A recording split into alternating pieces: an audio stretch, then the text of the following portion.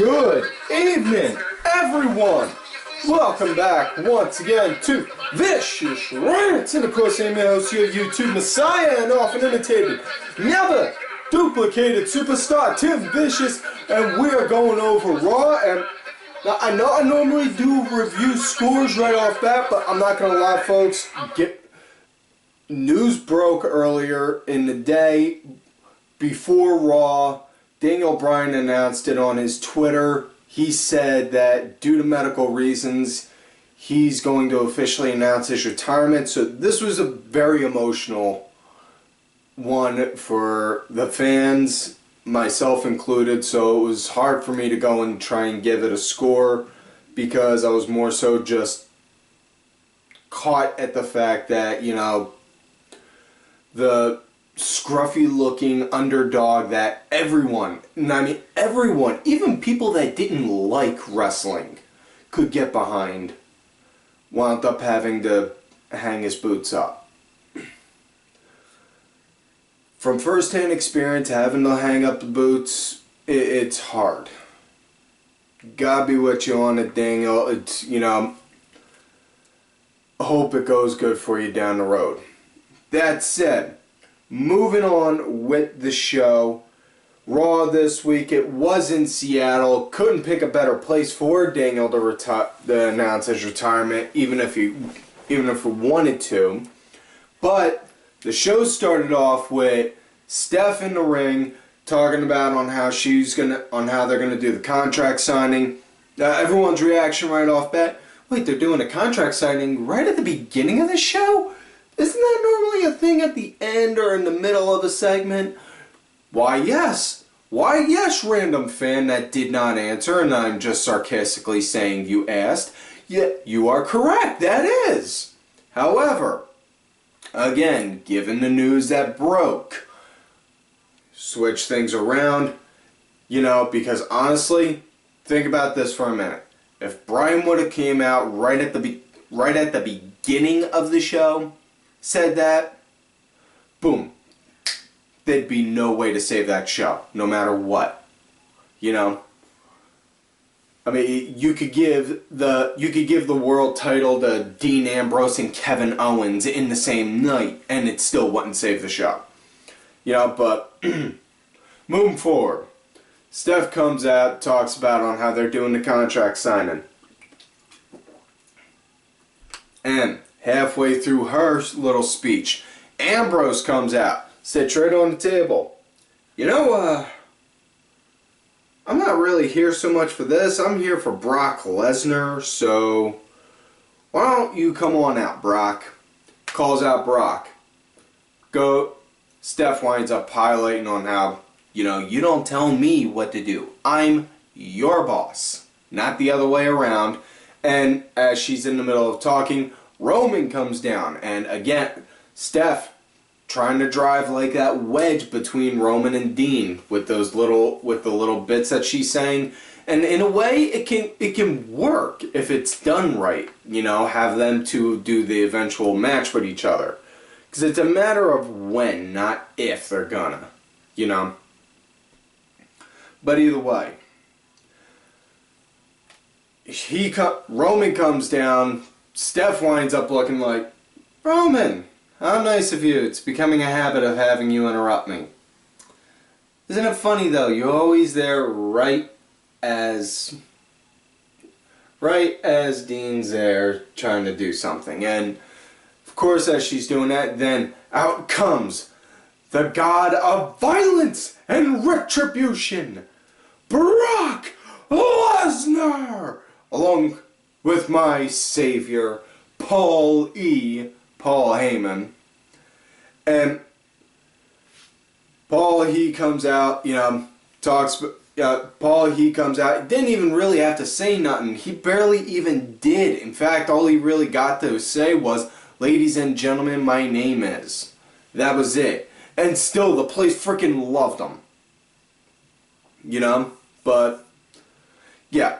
Anyways, they signed the contracts, and then after that, Ambrose just went right over and got up this close to Brock, pushed him, And then Brock just shoved him down, picked up the table, threw it at Roman, and then picked up Ambrose, wham, hit him with an F5, and then walked down. And then they wind up showing Ambrose in the back, pissed off that he got hit with that, saying, you know, he's going to wind up getting back at Brock over it. So, now I'm not going to, don't normally talk about with the promos that are later in the show, but since that one ties in with the opening segment, I do feel obligated to let you know on how said segment went later in the show. Ambrose came out, called out Lesnar, said he didn't have the balls to come out and face him, and that Paulie was holding him, you know. And then Brock came down, got down to the end of the entry ramp, Ambrose climbed out the ring, jumped at him, and Lesnar just, basically it was like seeing like a 400-pound sumo going up against a 6-year-old.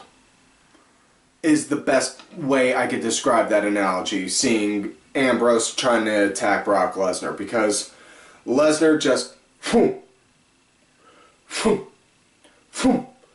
and then gave him then hit him with an F5. After that, you know, then next thing you know, Ambrose pulls his head up like, come on, that all you got? And just as he's about to walk, and just as he's back in the ring about to pick Ambrose up to put more pain on him, Roman's music hits. Instead of coming down the stairs for the entryway where the fans are, or not the entryway, I mean, coming down the stairs where the fans are, he comes down the entryway, just stands there, and then Ambrose low blow right to Lesnar, and then takes a few steps and then falls down, doubles over in pain. So basically on how Ambrose is being booked with this match is like he's going to be the punching bag and the one that doesn't know on the stop when to say stop when he's on the ass end of an ass kicking. You know? So, I mean, if they do this right from on how this plays out, I can see a Brock Lesnar versus Dean Ambrose match at WrestleMania. Not to say that, you know, but biggest question I always consider when I think of any match with WrestleMania. You know, sit there and just wind up thinking, what's the payoff and where do you go from there? Because those are the two biggest things anyone should think about when they're in a big time match. You know? Now, moving forward, first match of the night now. Kevin Owens versus Dolph Ziggler. Once again, it is a rematch. And Owens, he comes off strong. I mean, just clubbing and slugging at and swinging at Ziggler hard, fierce, just having that good hard style. That and finally seeing Owens doing the infamous Kevin Steen bow on TV. What, you know, finally good to see him do that. But you know, it was an okay match, you know. You know, Ziggler, when he started to get a comeback. He got a comeback. He had a DDT on Owens, and then Owens rolled partway off the apron, and then Ziggler, famouser, and Owens hit the mat, and then next thing you know, they're both down for the count, and Owens, he gets in just at 8 going on 9, and Ziggler comes in at like 9 3/10. You know? So, yeah. And the match continued, couple shots here and there, and then Owens threw Ziggler into the corner. How the match came to an end when Ziggler was in the corner, Owens went back and went to go for the cannonball. He missed, and Ziggler moved out the way. He missed the cannonball. And Ziggler rolled Owens around to go for a pin and put his feet on the ropes just like that. Which case, biggest argument had on this was, ref, see, Bob the intern right here will play the role of the referee. Bob the intern, or the ref, was pretty much like this. You're telling me that the ref could not see his feet on the ropes. Not only that, feet on the ropes is a heel move. You know, if a babyface is going to go and grab a handful of tights, that's to do a tit for tat.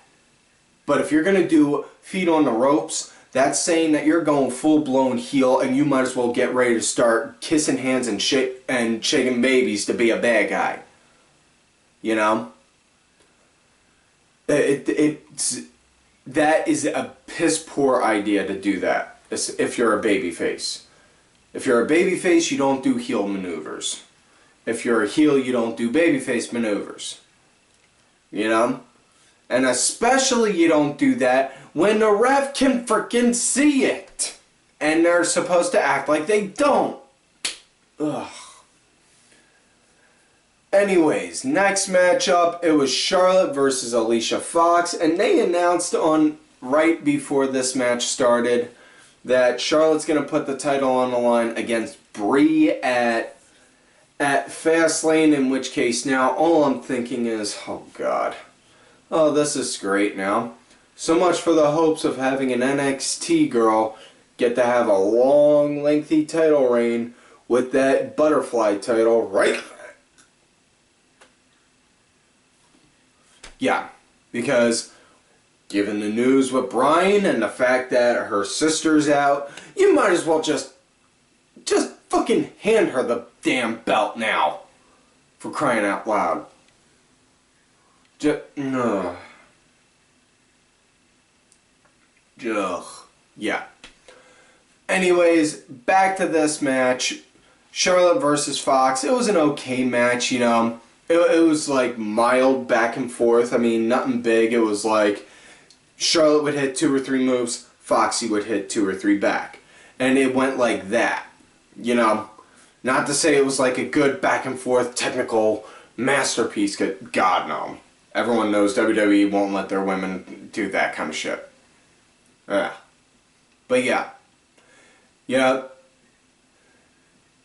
Excuse me. Yeah, that definitely was digging Charlotte mocking the whole "we want Sasha" chance that she was getting, because they were getting that. Charlotte would go and hit them. Charlotte would go and hit Fox and then go over to the crowd. "Oh, I'm sorry. Who are you calling for?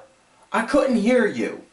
Egging them on like that. That was beautiful. You know, and that's a heel move that works because it draws heat, saying that you're antagonizing your antagonizers. You know? Yeah, they say you're a piece of shit, you say your mama kind of shit. Yeah, but anyways, match came to an end. Charlotte wound up hitting a figure 8. That was it. Clean win. You know, Slick Rick was there. Didn't give any interference, thankfully. You know. So, next matchup they had was Bray Wyatt versus Ryback. Oh, joy of joys. But wait, there's more. As if I didn't have enough reason to go and not just not like Ryback, but now I have a reason to even make more jokes on Ryback, because now he wants to come out in just black trunks, wearing the MMA gloves with the athletic tape over around them. And now he's fully embracing his inner Goldberg.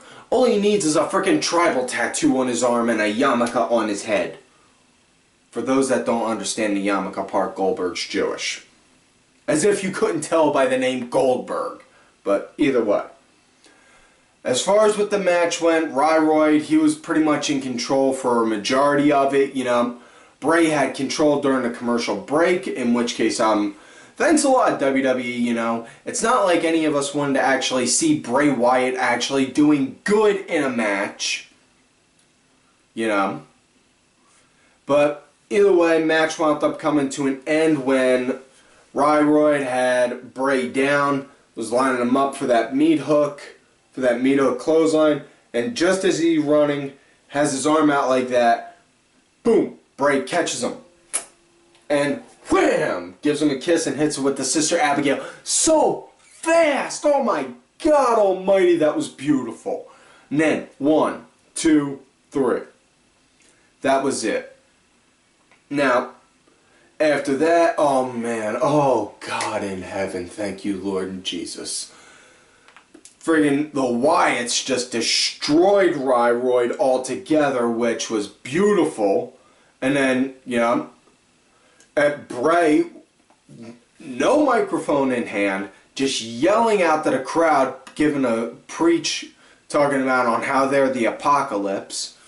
You know, so if the rumors are true, you know, it looks like one of the Wyatts, I don't remember which one, may go against The Undertaker, but if not, another possibility is it could wind up being, you know, people I've been conversating with as far as what fantasy booking goes, have the Wyatts go up against AJ Styles, Doc Gallows, Carl Anderson, who should be debuting on the roster soon, and possibly some demonic Irish wrestler from Bray County, you know, Whitlow, and he tends to be around NXT a lot. Not gonna say names or nothing, but I'm sure you guys get the idea.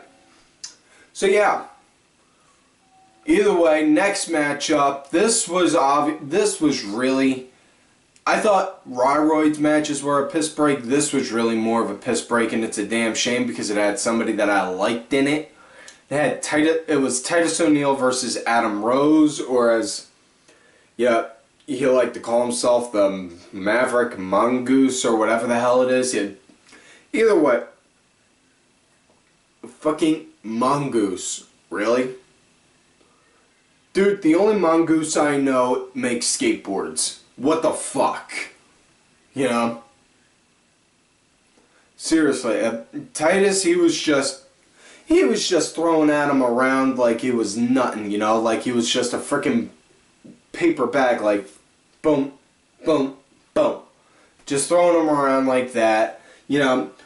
Threw Adam outside, tore up all of the social outcasts that were out there, and Adam got inside. When Titus got back in the ring, Heath was talking shit to him to distract him. He was saying something, made Heath step back a little, and then Adam got a roll up and got the 1, 2, 3. So he got a surprise win. He won the battle, but still got put on the ass end of an ass kicking. Yeah.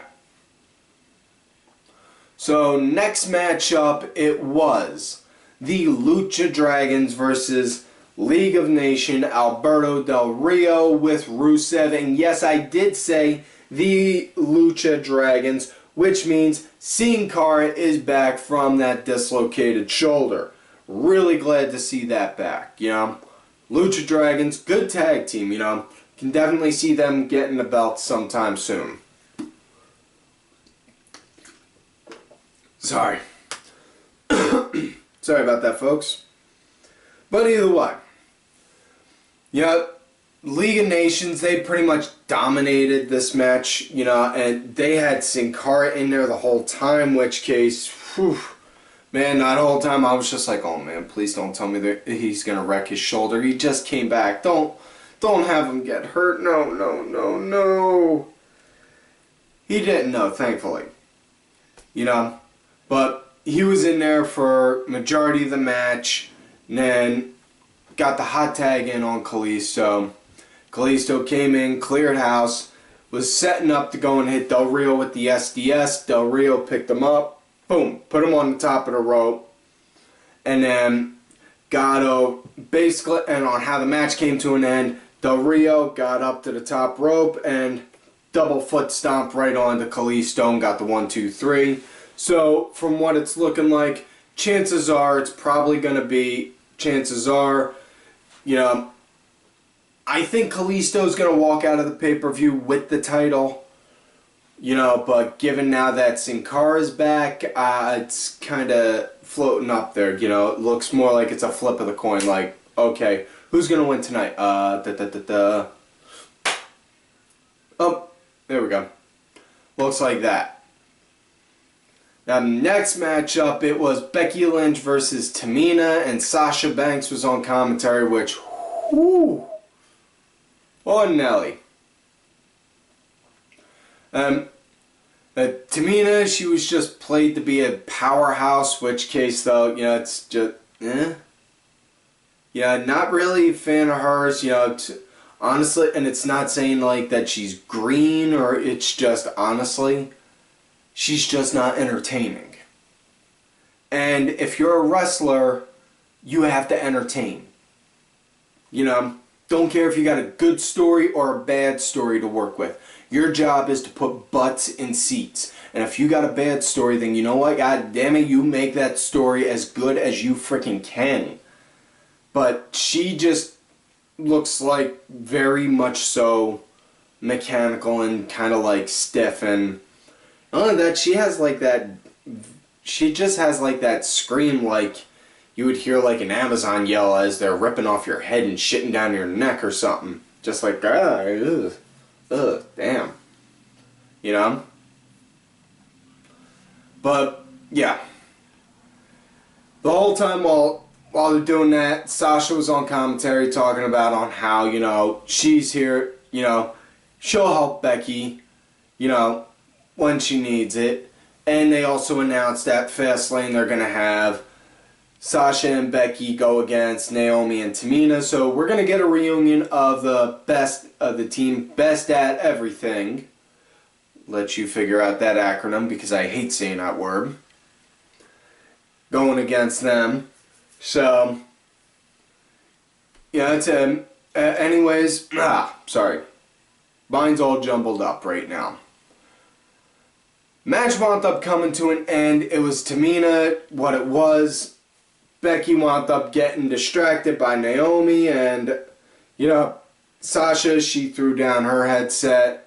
Or no, actually, Tamina was in the ring yelling down to Sasha. She took off her headset, stood up, called her out, and then Naomi came over, wham, decked her, and then Becky came out, decked Naomi, and then went, just as she got back in the ring, super kick right to the jaw, and Tamina, 1, 2, 3. So that was it. So yeah. And for the last match of the night, it was a 8-man tables match. It was New Day and Mark Henry, which case, if anyone did not see the gif of Mark Henry coming out, skipping and hopping along wearing the unicorn horn, you have got to go on Twitter and look for that, because trust me, it is the most humorous and quite possibly scariest gif that has ever been made as far as wrestling goes. And their opponents were the Usos and the Dudleys. And, you know, folks, the Dudleys, let's just call it like it is. And not to give away spoilers until the end of the match, but not to give away spoilers until the match is done, until after the match, but since the Dudleys returned, they've been kinda, yeah. I mean, they had something going with them for a minute when they were feuding with New Day, but it was like the second somebody pulled the brakes on that, it was like, you know, starting to go up a little, and nah, dive. Yeah. But this one, it's, you know, everyone just started swinging and brawling at each other, and then when Mark Henry had everyone knocked down, New Day was telling Mark what to do, and he was like, I don't take orders from you. That's not what I do. I do what I want. And then just walked on out on them. So then the Usos and the Dudleys had that one-man number advantage. They capitalized on that, you know, and they wound up, and the Dudleys and the Usos got the win. They wound up hitting the 3D on Big E.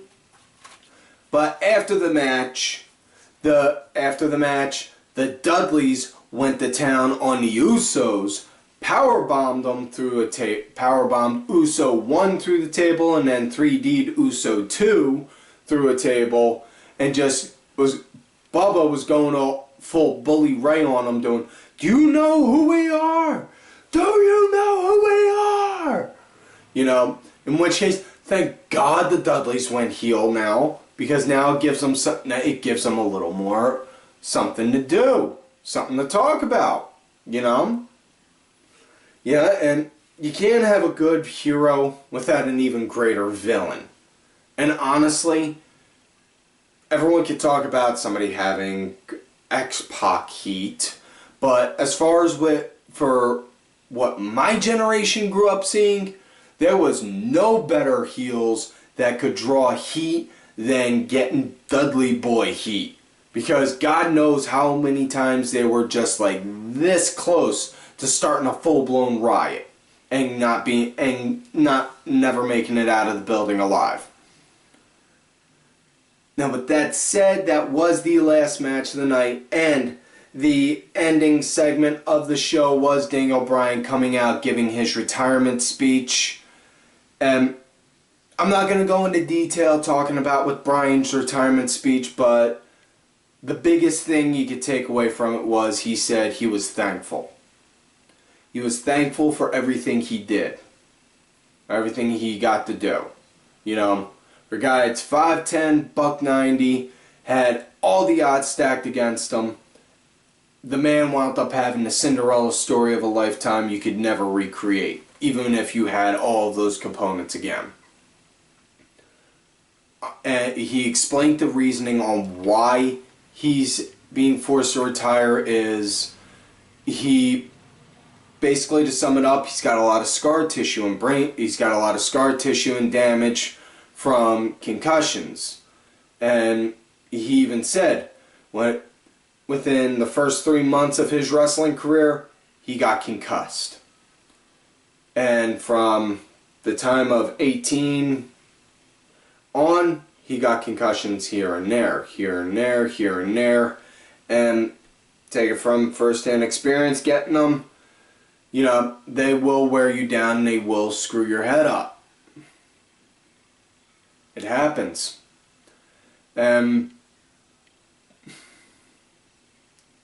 He was really choked up. Gonna miss him. No lie on that. Yeah. But yeah.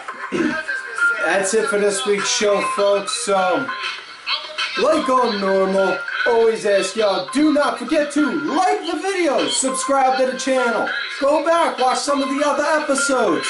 You know, also feel free to leave any questions, complaints, concerns, comments, whatever you want, right on down below in the comment box, whether it's good or bad. In fact, I even appreciate the negative ones. Unlike most people, I appreciate the negatives. Also, do not forget to look for me on Twitter at TimVicious. Also, I have a other account, Tim_Vicious. I'm also out there on that Facebook gimmick under the name Tim Ash. And folks, do not forget to follow all of these cool-ass cats right here on Twitter. Vicky Earls, I am Danny Sunday, Axel Mulligan, Sunday Segway, Simply Sabrina, Cranky Asshole, Aaron_Deborah, Oliver, Ben, my executive producer, who also provided the music for this week's show. Do not forget to check out his music. It is on iTunes, Spotify, Xbox. Information in that's in the description box. Joseph Stupid Mark, as well as my client, who, as I had said before, is the true Raw General Manager, Bronx Bitch, forever. And, folks, like I always tell y'all, you love me great, you hate me. Fuck you.